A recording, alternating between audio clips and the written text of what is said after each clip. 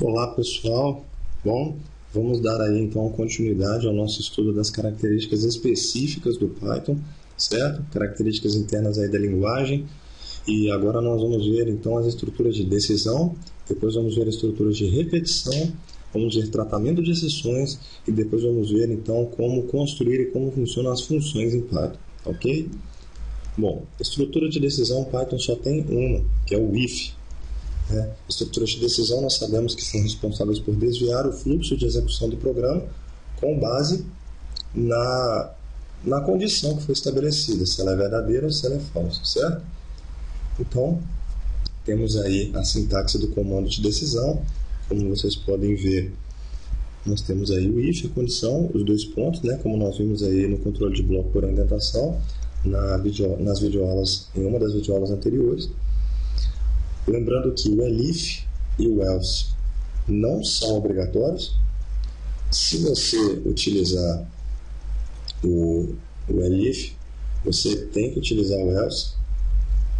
Outra coisa, nunca pode se utilizar elif ou else sem if. Isso não existe. Dentro da linguagem Python isso não existe. Você não pode executar esse tipo de comando, certo? Bom, vamos ver então aqui um exemplo, para que não fique só nas minhas palavras, para que vocês possam ver o que eu estou falando aqui, tá certo? Vamos então aqui abrir o idle, aqui uma janela nova, ok? Vamos então aqui verificar algumas condições, tá certo? Vamos criar aqui uma função if definir, primeiro def, palavra reservada, par, e aí nós vamos verificar aqui se um determinado número é par, ok? Então, aqui nós vamos então esse if, vamos seguir o modelo que ele está nos dizendo aqui no slide. Vamos agora colocar, já colocamos o if, vamos colocar a condição. Se o resto da divisão de n por 2 for igual a 0, vamos relembrar aí que quando nós vimos os operadores aí para comparação, nós vimos aí que a união de dois comandos de atribuição, de dois operadores de atribuição, torna um operador de comparação, certo? Então, vamos aí então para o bloco de código que se segue, e no caso não é necessariamente um desvio na execução do programa, mas é uma mensagem que está sendo impressa, o número inserido é par, ok? Agora, se você quiser terminar o programa aqui, tudo bem. Porém, você pode colocar o else, que aí você está dando então ao programa um outro fluxo, um outro desvio de fluxo, que no caso aqui é apenas uma impressão, mas dependendo da condição do comando de decisão que você está utilizando, esse bloco de código pode ser composto pela chamada de outras funções, pela leitura de outros arquivos. Portanto, o desvio de fluxo ele pode ser simples e pode ser complexo, depende do tipo de implementação, certo? Vamos terminar aqui, o número inserido não é par, certo?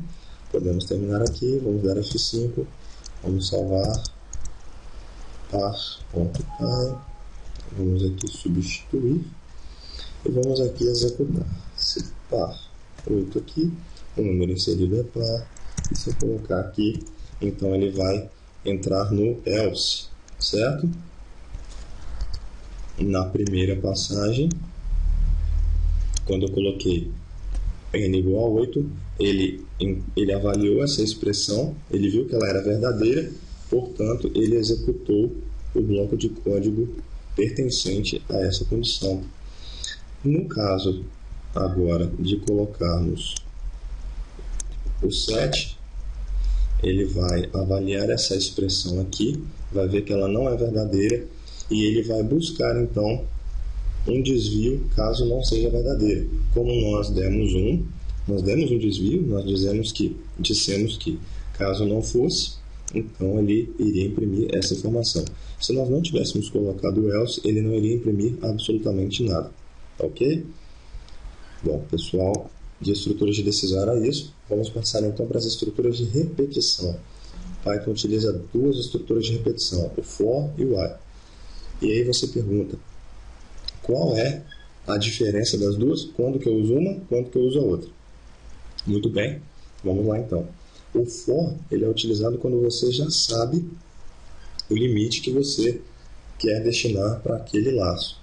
Já o while não, é quando você não tem certeza da quantidade de vezes que você vai ter que executar. É você que vai dizer a ele, o executar, é o bloco de código que vem seguido dele que vai dizer como que vai ser feito essa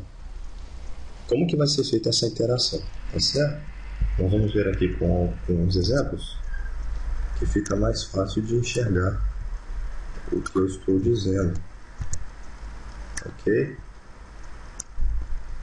Vamos aqui verificar o while, certo?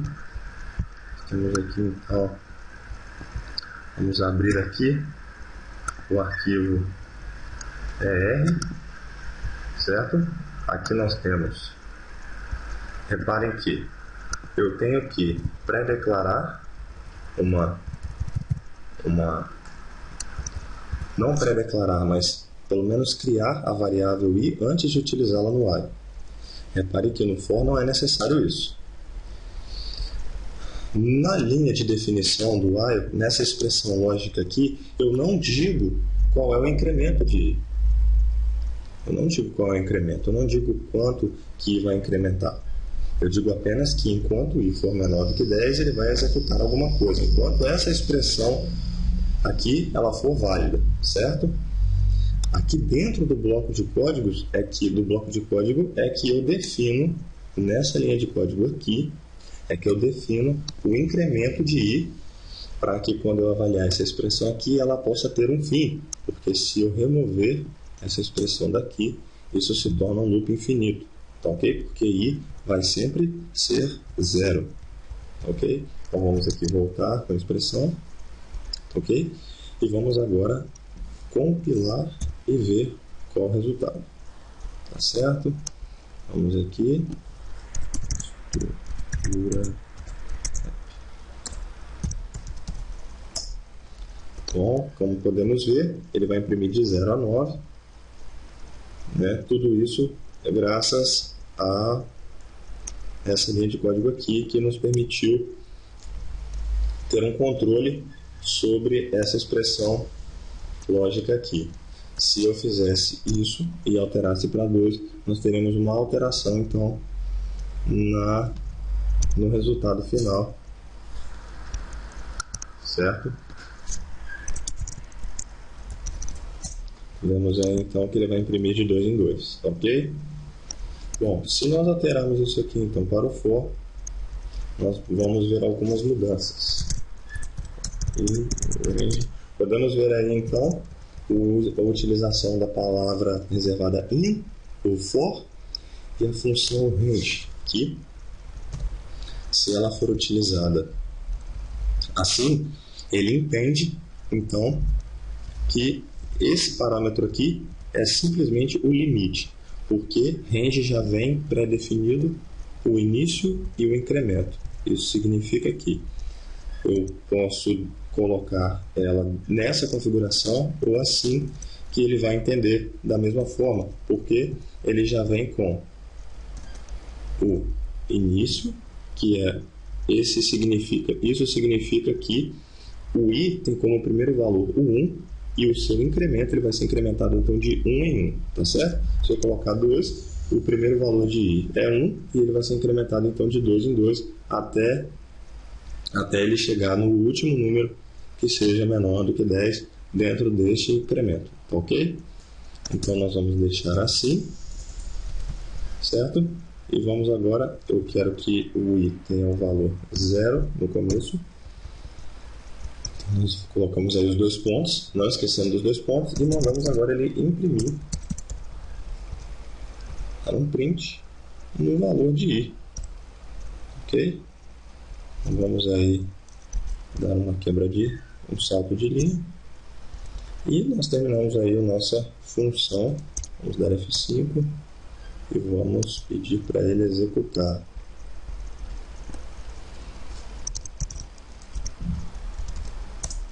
Como podemos ver, ele também imprimiu os números, com as diferenças que nós podemos observar de um para o outro, ok?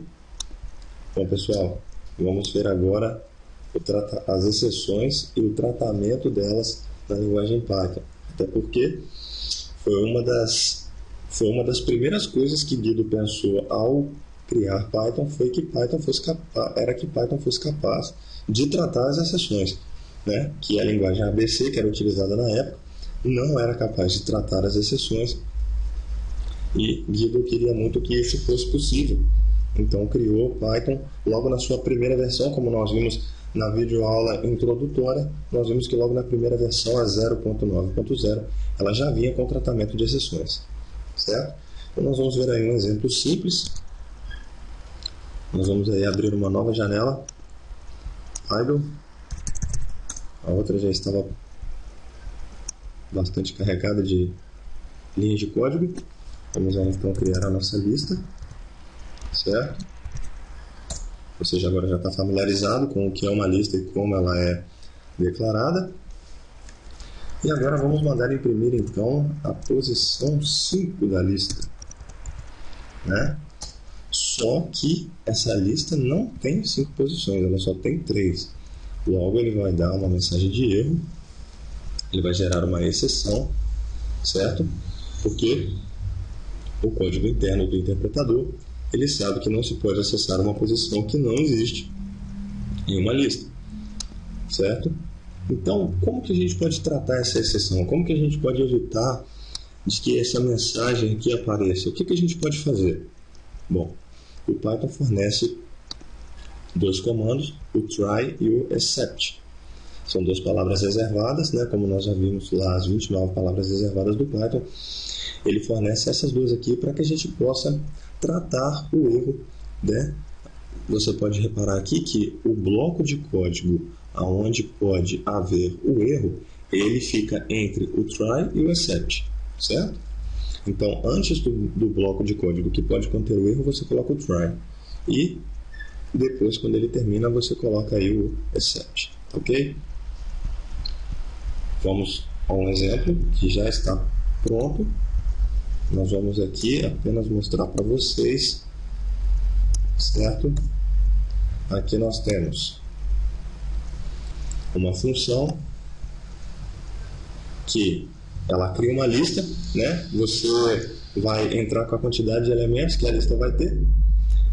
Esse trecho aqui de código aqui, esse comando aqui, quando você coloca essa configuração aqui, você está criando uma lista com N termos que você definiu e você está usando o operador aqui de multiplicação. Lembra que o operador de soma e o operador de multiplicação podem ser usados, né, em listas, tuplas, strings.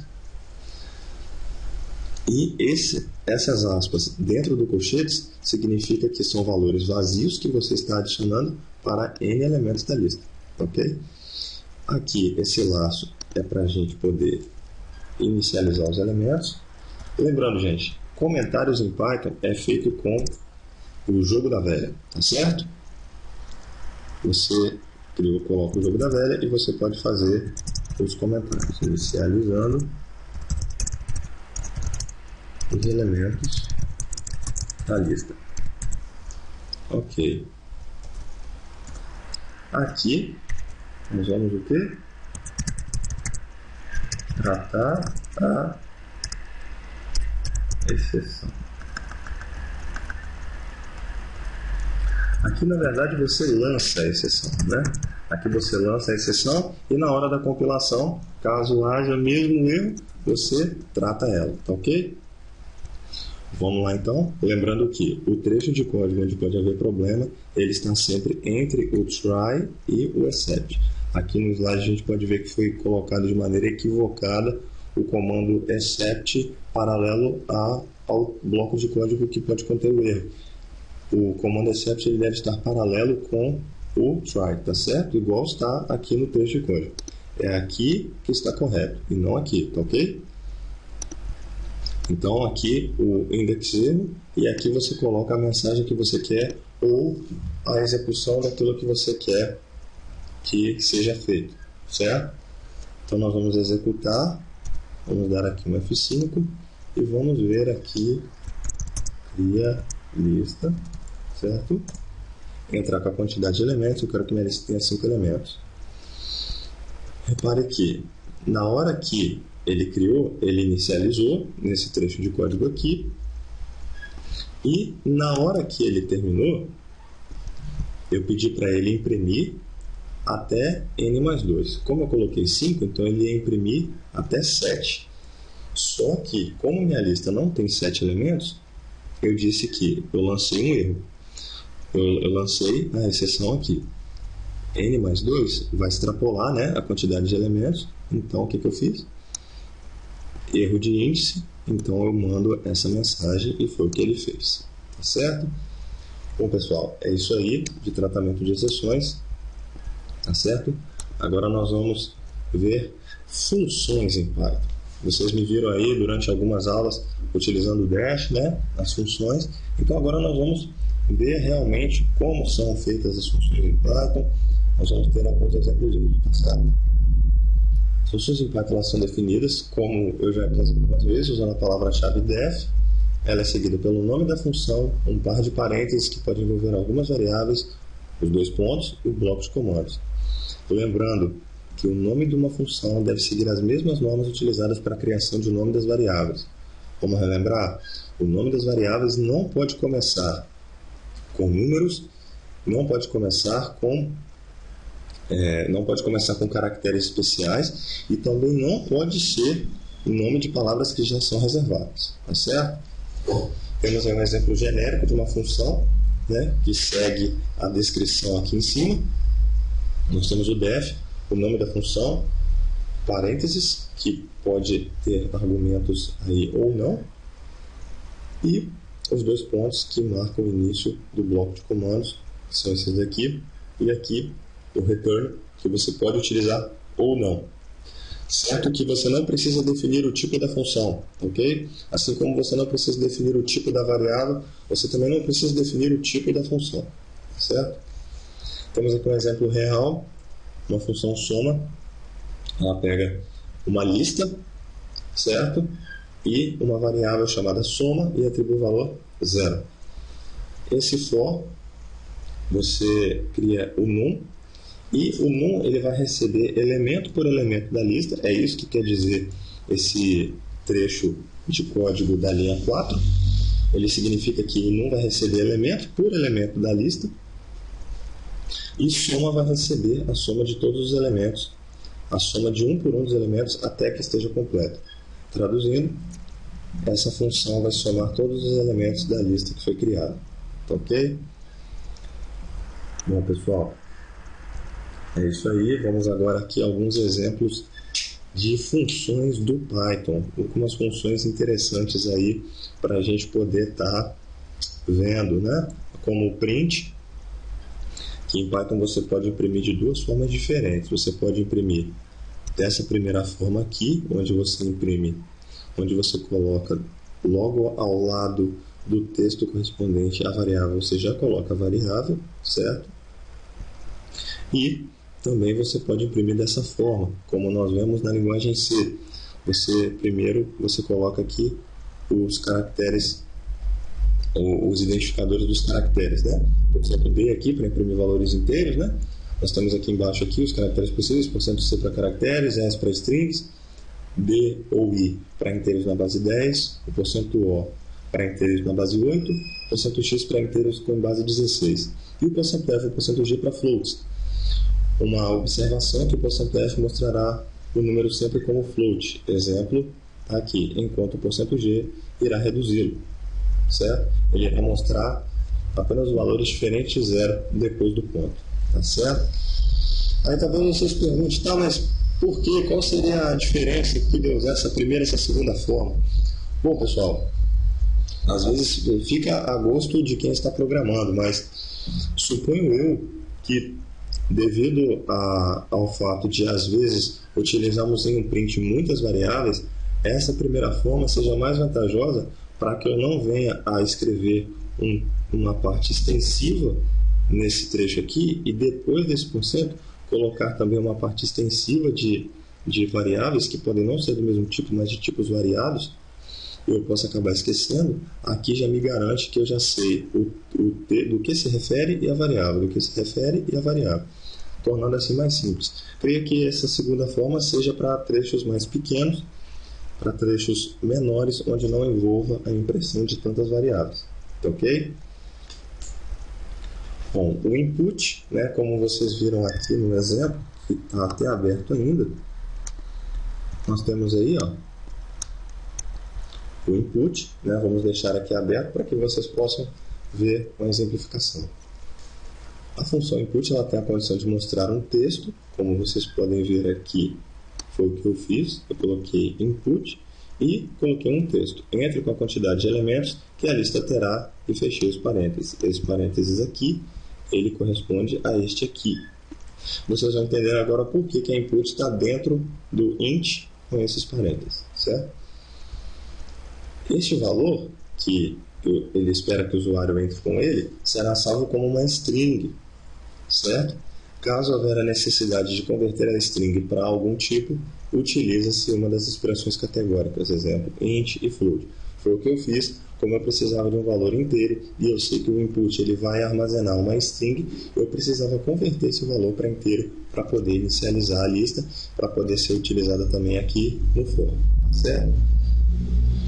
Então aí nós temos alguns exemplos também, como o input digite o telefone, né? Se eu quero armazenar ele como string mesmo, e a nota de um aluno, nós aí utilizamos a expressão categórica float, o input com o texto e a partir dele esperar que o usuário digite um valor e seja convertido para o tipo float. Tá certo?